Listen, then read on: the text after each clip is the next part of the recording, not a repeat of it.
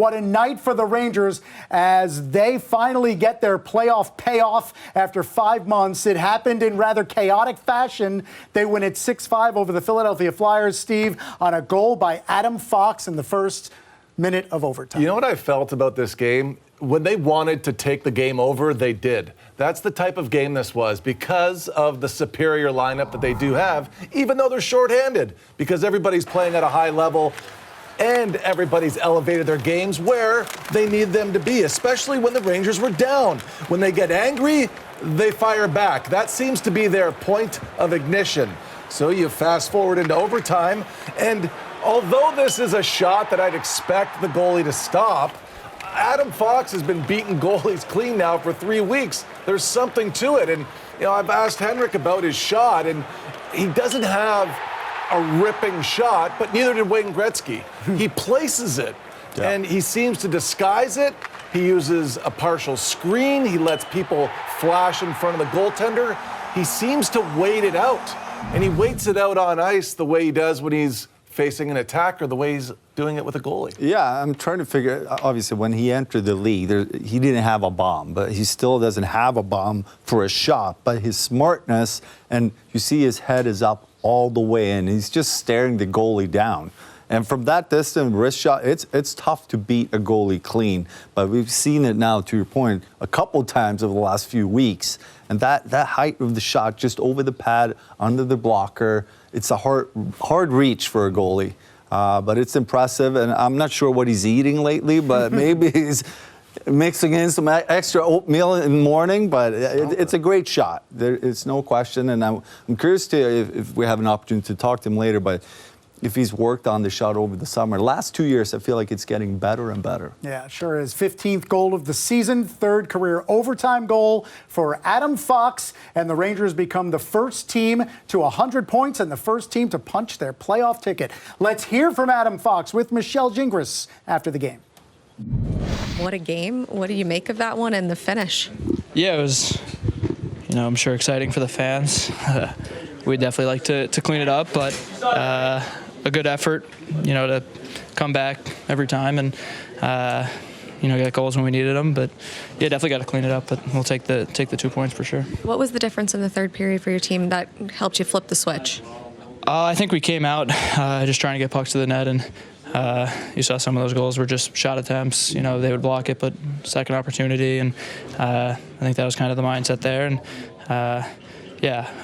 trailing in there, we were just trying to pepper them with shots. Like I said, obviously got to clean it up a little and not let them get as many chances. But, I think our shot mentality, we got rewarded for that. What did you like about the resiliency you showed? Yeah,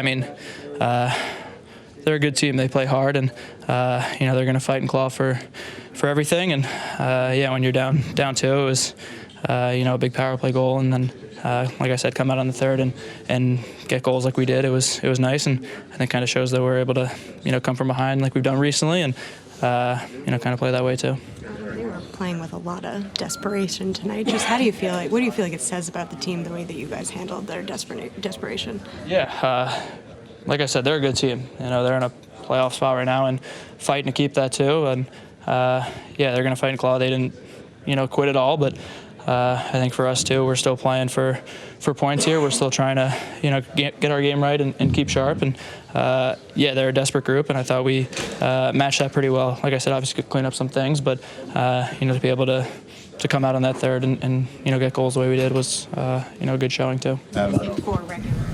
So, Henrik, clean it up is probably the theme in the dressing room after you look at the final score. Yep. But your thoughts about where Fox went with his emotions after a win of that magnitude? Well, listen, in hockey, two things. You need intensity and desperation when you play the game. And Philly, I thought, had it for 60 minutes, but the Rangers are a better team.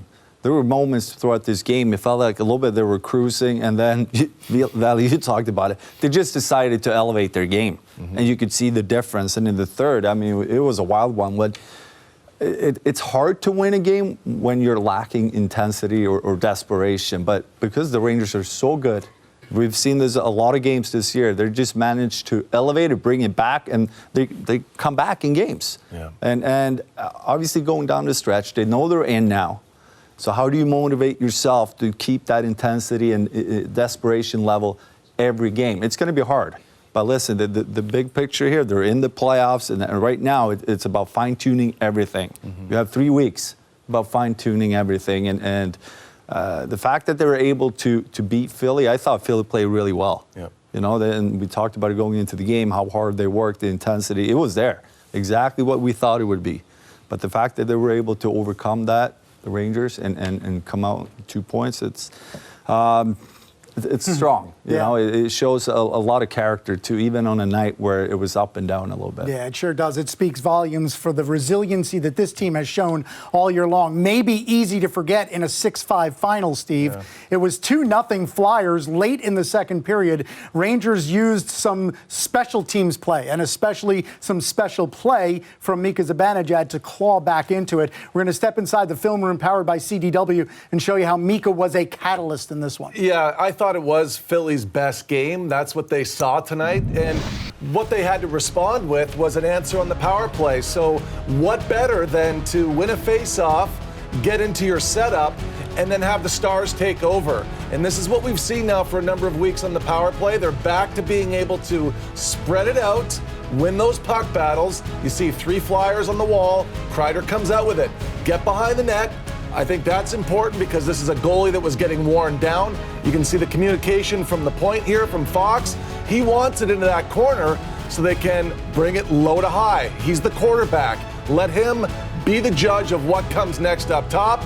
Quarterback number 2 is Artemi Panarin. And now Zibanejad gets to see the lane. That opens up a big lane for him to get a little bit closer with Kreider on the screen. And the goalie has a hard time here being able to decide what side to look on. And I think at the end of this game, you're figuring out, okay, this is how we're going to get to these guys. This is how it's going to matter. And Zibanejad gets back here, and he breaks up this play, and he's on a 2-on-1 with Trocheck. Now, this is important to me because Zibanejad has not scored as a shooter on the 2-on-1 this year, but he has passed it across 9 times because he recognizes the defenseman going down. The pass goes across. Trocheck drives the far post. And that's the 4th goal that a Zibanejad pass on a 2-on-1 has ended with the goal on the other side of the ice. It looks, and we were watching that together, John. I mean, we knew that that was going to be a connection he was looking for right there. He's got a great move as a righty. He faked him, and he went across the ice on the backhand. It was a good read off the defenseman, well executed.